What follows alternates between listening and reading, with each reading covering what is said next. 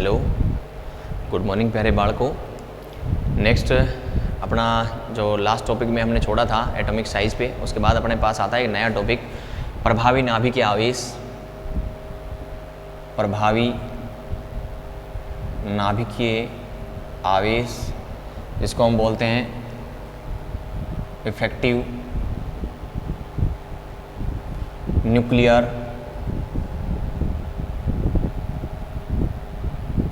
Charge, इसको हम short में लिखते हैं जेड इफेक्ट। क्या लिखते हैं? जेड इफेक्ट लिखते हैं। वैसे तो देखो मैंने इफेक्टिव न्यूक्लियर चार्ज आपको प्रभावी नाभिकीय आवेश की डेफिनेशन बता दी है। एक बार मैं फिर से डेफिनेशन इसकी बता देता हूँ, फिर हम बात करेंगे इफेक्टिव न्यूक्लियर चार्ज जो है यानी कि जेड इफेक्ट जो है उसको हम कैलकुलेट कैसे करते हैं। कैलकुलेट करने के लिए अपने पास लेटर नाम का एक साइंटिस्ट था, उसने कुछ अपने क्या दिए थे, रूल दिए थे, यानी कि कुछ अपने पास कांस्टेंट वैल्यू दी थी। उस कांस्टेंट वैल्यू के बारे में क्या करते हैं, पढ़ते हैं। तो देखो एक बार डेफिनेशन में दोबारा रिपीट कर रहा हूँ। अपने पास किसी एटम का ये क्या है, सेंटर पॉइंट है। क्या है? सेंटर पॉइंट है। और इस सेंटर पॉइंट के ऊपर अपने पास क्या होती है, सेल होती है। क्या होती है? सेल होती हैं। और इन सेल के अंदर क्या होते हैं, इलेक्ट्रॉन होते हैं। क्या होते हैं? इलेक्ट्रॉन होते हैं। अब सिंपल सी बात है, हमने ये पढ़ा है कि हमने जानते हैं कि इलेक्ट्रॉन के ऊपर कैसा चार्ज होता है, नेगेटिव चार्ज होता है। और अपना जो सेंटर पॉइंट है उसके ऊपर कैसा चार्ज रहता है, पॉजिटिव चार्ज रहता है, यानी कि धनावेश रहता है। क्या रहता है? धनावेश रहता है। तो नेगेटिव वाला है वो पॉजिटिव वाले को क्या करता है, अट्रैक्शन करता है, अट्रैक्ट करता है, अपनी तरफ आकर्षित करता है, यानी कि ये अपनी तरफ खींचता है। तो ये वाले जो इलेक्ट्रॉन जो हैं वो क्या होते हैं, सेंटर की ओर क्या होते हैं, आकर्षित होते हैं। मैं यहाँ पर भी लिख दूँ, वैलेंस सेल में इलेक्ट्रॉन यहाँ पर इस प्रकार से इसमें इलेक्ट्रॉन होंगे, ये भी इधर अट्रैक्ट होंगे, ये भी इधर अट्रैक्ट होंगे। तो सारे के सारे इलेक्ट्रॉन जो होते हैं वैलेंस सेल वाले, वो सेंटर की तरफ क्या होते हैं, आकर्षित होते हैं। तो इन इलेक्ट्रॉन के ऊपर एक क्या कर रहा है, अपने पास इफेक्ट लग रहा है, यानी प्रभाव लग रहा है, जो इसको अंदर की तरफ क्या कर रहा है, खींच रहा है। तो मैं ये कहूँगा कि किसी एटम के वैलेंस सेल में जो इलेक्ट्रॉन हैं, किसी एटम के वैलेंस सेल में जो इलेक्ट्रॉन हैं वो सेंटर की तरफ क्या होते हैं, अट्रैक्ट होते हैं, यानी कि आकर्षित होते हैं। और इस आकर्षण को ही हम क्या कहते हैं, प्रभावी नाभिकीय आवेश कहते हैं, यानी कि इफेक्टिव न्यूक्लियर चार्ज कहते हैं। मेरे हिसाब से क्लियर हो गया होगा डेफिनेशन कि वैलेंस सेल के इलेक्ट्रॉनों का सेंटर की तरफ अट्रैक्शन, सेंटर की तरफ अट्रैक्शन क्या कहलाता है, प्रभावी नाभिकीय आवेश कहलाता है, यानी कि इफेक्टिव न्यूक्लियर चार्ज कहलाता है, जिसको हम क्या कहते हैं, जेड इफेक्ट कहते हैं। क्या कहते हैं? जेड इफेक्ट कहते हैं। और जेड इफेक्ट को कैलकुलेट करने के लिए अपने पास क्या आता है, एक फॉर्मूला आता है, Z effect equals to Z minus sigma star, Z minus sigma star. तो यहाँ पर जेड का मतलब तो सभी को ध्यान ही है, इफेक्टिव न्यूक्लियर चार्ज है। इस जेड का मतलब क्या है, एटॉमिक नंबर है। एटॉमिक नंबर है, ये हमने सबसे पहले वाले लेक्चर में यानी कि चैप्टर नंबर फर्स्ट में भी हमने यही पढ़ा था, एटॉमिक नंबर है जेड, यानी कि एटॉमिक नंबर। अपने पास आता है फिर सिग्मा स्टार, इसको हम बोलते हैं स्क्रीनिंग या शील्डिंग कांस्टेंट। स्क्रीनिंग कांस्टेंट या शील्डिंग कांस्टेंट, यानी कि प्रेरक्षण नियतांक जिसको हम बोलते हैं, प्रेरक्षण स्थिरांक जिसको बोलते हैं। कांस्टेंट का मतलब होता है कि अपने पास क्या आती है, फिक्स वैल्यू आती है। क्या आती है? फिक्स वैल्यू आती है। तो यहाँ पर हम शील्डिंग कांस्टेंट के हिसाब से किसी एटम का अपने पास इफेक्टिव न्यूक्लियर चार्ज निकालना हो किसी एटम के लिए, किसी इलेक्ट्रॉन के ऊपर, तो शील्डिंग कांस्टेंट के हिसाब से उसके एटॉमिक नंबर में से माइनस करके हम क्या निकाल सकते हैं, उसका जेड इफेक्ट क्या कर सकते हैं, कैलकुलेट कर सकते हैं। फॉर एग्जाम्पल मैं पहले एक एग्जाम्पल ले लेता हूँ, फिर हम उसके आगे हम क्या करने वाले हैं, बात करने वाले हैं। देखो जैसे मैंने कहा अपने पास मैंने ले लिया नाइट्रोजन। नाइट्रोजन 7 नंबर पे आता है और इसका इलेक्ट्रॉनिक विन्यास क्या होता है, 1s2 2s2 और 2p3, 1s2 2s2 2p3। यहाँ पर अपने पास कितने इलेक्ट्रॉन है, 7 इलेक्ट्रॉन है। कितने इलेक्ट्रॉन है? 7 इलेक्ट्रॉन है। 7 इलेक्ट्रॉन के लिए अपने पास इनमें से किसी भी इलेक्ट्रॉन के ऊपर क्या पूछा जा सकता है, जेड इफेक्ट पूछा जा सकता है, यानी कि अपने पास इफेक्टिव न्यूक्लियर चार्ज पूछा जा सकता है। तो अपने पास जेड की वैल्यू तो क्या हो गई, आ गई, यानी कि इसकी जेड की वैल्यू कितनी है, 7 है, क्योंकि अपने पास नाइट्रोजन का एटॉमिक नंबर कितना होता है, 7 नंबर पे आता है, इसलिए 7 मैंने लिख दिया। अब हम क्या करेंगे, शील्डिंग इफेक्ट जो होता है या फिर हम स्क्रीनिंग जो कांस्टेंट है वो क्या करेंगे, कैलकुलेट करेंगे। पूरा कांस्टेंट वैल्यू अपने को पहले से दे रखी होंगी, वो मैं आपको अभी बोर्ड पे लिख दूंगा कि कौन कौन सी किस किस वैल्यू को हम कहाँ पुटअप करेंगे। लेकिन अपने को समझना ये चीज है कि अपने को जब हम स्क्रीनिंग इफेक्ट कैलकुलेट करें तो कौन से इलेक्ट्रॉन के लिए हम क्या वैल्यू लेने वाले हैं।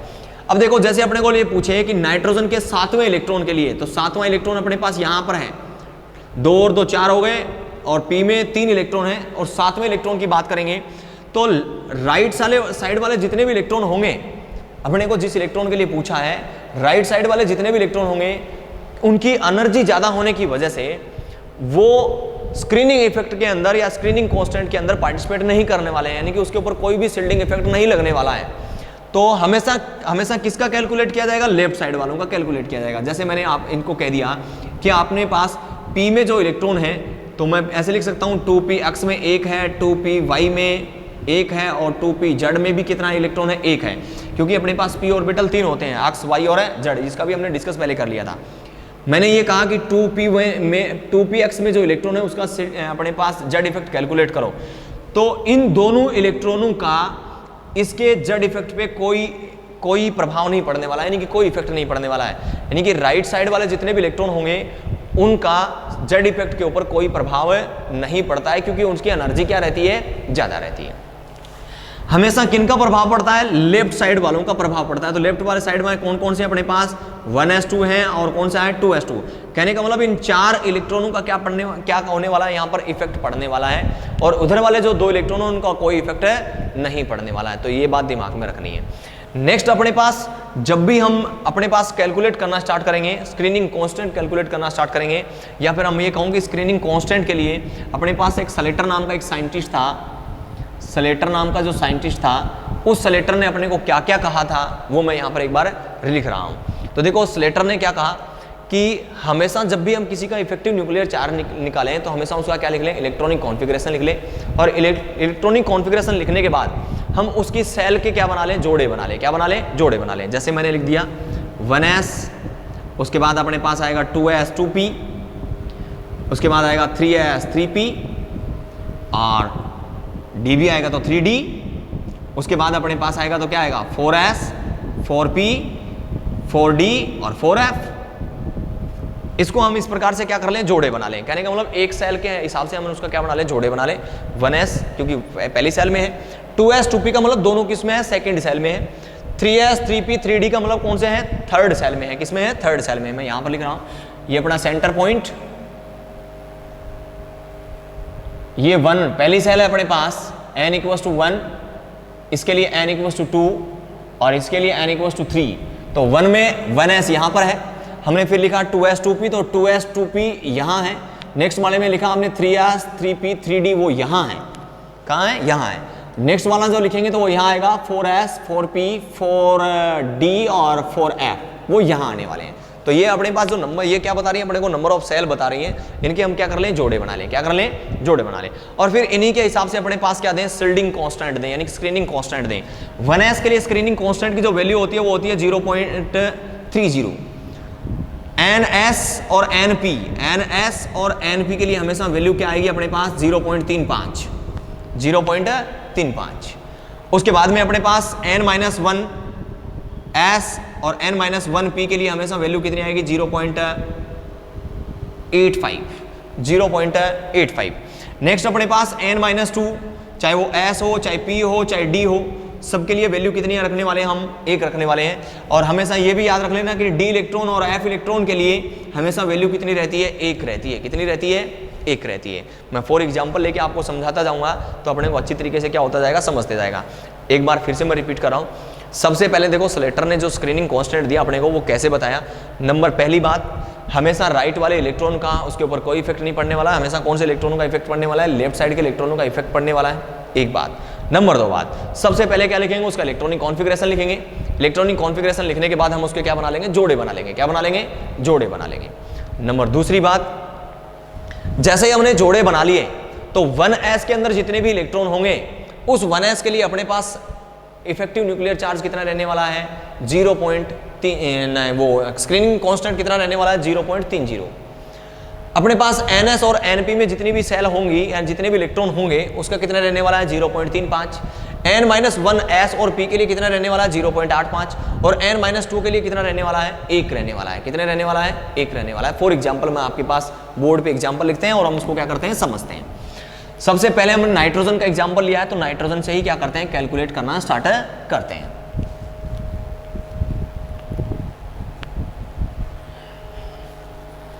सबसे पहले हमने लिया, चलो इससे भी छोटा ले लेते हैं हम, हीलियम। हीलियम का इलेक्ट्रॉनिक कॉन्फ़िगरेशन क्या होता है, 1s2 होता है। तो हीलियम के पास कितने इलेक्ट्रॉन हैं, 2 इलेक्ट्रॉन हैं। किसी एक इलेक्ट्रॉन पर अपने को इफेक्टिव न्यूक्लियर चार्ज निकालना है, तो सिंपल सी बात है, एक इलेक्ट्रॉन तो अपने पास क्या रह गया, हट गया, क्योंकि जिसका हम इफेक्टिव न्यूक्लियर चार्ज निकालेंगे उसका स्क्रीनिंग कांस्टेंट कोई होगा नहीं। तो अपने पास कितना बचेगा, एक इलेक्ट्रॉन बचा, और वो भी किस में बचा, 1s में बचा। तो 1s के लिए कितना है, 0.30 मल्टीप्लाई 1 इक्वल टू कितना आ गया, 0.30। ये अपने पास क्या आया, उसका सिग्मा स्टार आया। क्या आया, sigma star. Effective nuclear charge यानी कि जेड इफेक्ट हम कैलकुलेट करेंगे तो क्या लिखते हैं, जेड माइनस सिग्मा स्टार। और यहाँ पर जेड यानी कि कितनी वैल्यू है इसकी, 2 माइनस 0.3, तो कितना आ जाएगा, 1.70। इसका इफेक्टिव न्यूक्लियर चार्ज कितना आ जाएगा, 1.70 आ जाएगा। नेक्स्ट मैंने एग्जांपल लिया नाइट्रोजन। नाइट्रोजन कितने नंबर पे था, 7 नंबर पे। इलेक्ट्रॉनिक कॉन्फ़िगरेशन लिखेंगे तो 1s2 2s2 2p3, 1s2 2s2 2p3, 1s 2s और 2p, 1s 2s और 2p। तो ये इसके ऊपर अपने को निकालना है यहाँ से, क्योंकि यहाँ पर अपने पास कितने इलेक्ट्रॉन है, इसमें 2, इसमें 2, इसमें कितने इलेक्ट्रॉन है, 3 इलेक्ट्रॉन है। तो ये वाले जो 3 इलेक्ट्रॉन है, इनमें से एक इलेक्ट्रॉन पे इफेक्टिव न्यूक्लियर चार्ज निकाल रहे हैं। तो यहाँ पर टोटल कितने इलेक्ट्रॉन है, 5। इफेक्टिव न्यूक्लियर चार्ज निकालें तो अपने पास कितने बचे, 4, क्योंकि जिसका अपने को इफेक्टिव न्यूक्लियर चार्ज निकालना है उसके लिए अपने पास स्क्रीनिंग कांस्टेंट कैलकुलेट नहीं करना है। तो अपने पास इलेक्ट्रॉन कितने बचे, 4 बचे। तो यहाँ पर 4 इलेक्ट्रॉन के लिए हम कैलकुलेट करेंगे। अब देखो इसके ऊपर निकालना, तो ये कौन सी सेल हुई अपने पास, NP और NS, N वाली सेल हुई। ये कौन सी हुई, N-1 वाली हुई, क्योंकि इसके लिए N की वैल्यू कितनी है, 2, इसके लिए N वाले की वैल्यू कितनी है, 1। तो इसका मतलब ये कौन सी हुई, N-1 वाली हुई। तो यहाँ पर अपने पास इलेक्ट्रॉन कितने थे, 4। यहाँ पर अपने पास इलेक्ट्रॉन कितने हैं, 2। तो 4 को तो हम किससे मल्टीप्लाई करेंगे, 0.35 से, 0.35 से। और अपने पास N-1 वाली के लिए कितने से कैलकुलेट करेंगे, 0.85 से। तो इसको मल्टीप्लाई करेंगे 0.85 से। इसको जब हमने मल्टीप्लाई किया तो कितना आया, 4 को 5 से मल्टीप्लाई किया, 0 4 3 12 और 2 14, 1.40। इनको करेंगे 8 दूनी 16 और 1 17, 1.70। दोनों को क्या कर लें, ऐड कर लें। ऐड कर लिया तो अपने पास कितना आ जाएगा, इनको आपस में ऐड करेंगे तो 0 1 और 3, 3.10। अपने पास क्या आया, इसका सिग्मा स्टार आया। क्या आया, सिग्मा स्टार आया। अब इसका इफेक्टिव न्यूक्लियर चार्ज निकालेंगे, जेड इफेक्ट इक्वल टू कितना आएगा, Z minus sigma star. Value आती है, Z effect nuclear charge effect निकालते हैं, Z effect equal to Z minus sigma star, यानी कि स्क्रीनिंग कांस्टेंट।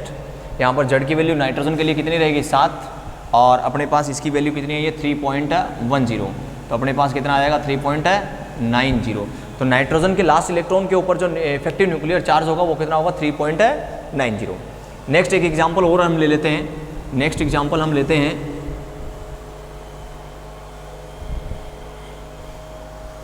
मैग्नीशियम। मैग्नीशियम का इलेक्ट्रॉनिक विन्यास होगा 1s2 2s2 2p6 3s2। इसके लास्ट इलेक्ट्रॉन के लिए हम क्या कैलकुलेट कर रहे हैं, इफेक्टिव न्यूक्लियर चार्ज कैलकुलेट कर रहे हैं। तो अपने पास सबसे पहले ये 1s, उसके बाद में 2s 2p और फिर ये अपने पास क्या है 3s। हमने जोड़े बना लिए। ये अपने पास क्या हो गया n है सेल, ये क्या हो गई n-1 और ये क्या हो गई है n-2, यानी कि ये अपने पास n सेल है, ये अपने पास क्या होगी n-1, लास्ट वाली इधर वाली ये कौन सी होगी n-2। अब देखो यहाँ पर कितने इलेक्ट्रॉन है, मैग्नीशियम के 2 इलेक्ट्रॉन हैं। अपने को दोनों में से एक इलेक्ट्रॉन पे कैलकुलेट करना है, तो जिसका हम कैलकुलेट करेंगे उसके ऊपर कोई इफेक्ट नहीं लगने वाला है। तो अपने पास कितना इलेक्ट्रॉन बचा, एक इलेक्ट्रॉन बचा। यहाँ पर अपने पास 6 और 2 8, यानी n-1 के कितने इलेक्ट्रॉन है, 8 इलेक्ट्रॉन है, और n-2 के कितने इलेक्ट्रॉन है, 2 इलेक्ट्रॉन है। अब n के लिए हमेशा कितनी वैल्यू रखनी है अपने को, मल्टीप्लाई 0.35। n-1 के लिए कितनी रखनी है अपने को, मल्टीप्लाई 0.85। और n-2 के लिए वैल्यू कितनी रखनी है अपने को, 1 रखनी है। सबको हमने इसको मल्टीप्लाई किया, अपने पास कितनी वैल्यू आएगी, 0.35 आएगी। इसको कैलकुलेट करेंगे, या इसको मैंने डायरेक्ट यहीं पर इसके नीचे लिख रहा हूँ, यहाँ पर आ गया 0.35। इसको मल्टीप्लाई करके हम यहाँ लिख रहे हैं 8 पंजू 40 और 8 8 64, 64 4 68, अपने पास आ गया 6.80। इसको कैलकुलेट करेंगे कितना आ गया 2। तो अपने पास आया 5 11 8 रहेगी 9, 9.15 किसकी वैल्यू आ गई अपने पास, सिग्मा स्टार की। अब अपने पास जेड इफेक्ट कैलकुलेट करेंगे मैग्नीशियम का, तो मैग्नीशियम का एटॉमिक नंबर कितना होता है, 12 होता है। 12 माइनस 9.15, 12 माइनस 9.15 कैलकुलेट करके निकालेंगे तो अपने पास कितना बचा, 5, फिर आया अपने पास 8, फिर आया अपने पास 2, 2.85, 2.85 अपने पास क्या आ गया,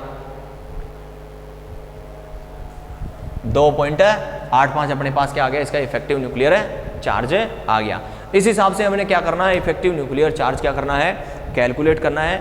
आप खुद कोई इलेक्ट्रॉन, किसी का भी इलेक्ट्रॉनिक विन्यास लिखना, उसका इफेक्टिव न्यूक्लियर चार्ज कैलकुलेट करने की कोशिश करना। यदि देखो मैंने यहीं पर हमने देखो 2s के लिए पूछा, 3s में इलेक्ट्रॉन जो था लास्ट इलेक्ट्रॉन के लिए पूछा, अगर यहीं पर ये कह देता मैग्नीशियम के p में लास्ट वाले इलेक्ट्रॉन के लिए क्या निकालो, इफेक्टिव न्यूक्लियर चार्ज निकालो, तो इसके लिए क्या हो गया 0, देखने की सोचने की जरूरत नहीं है।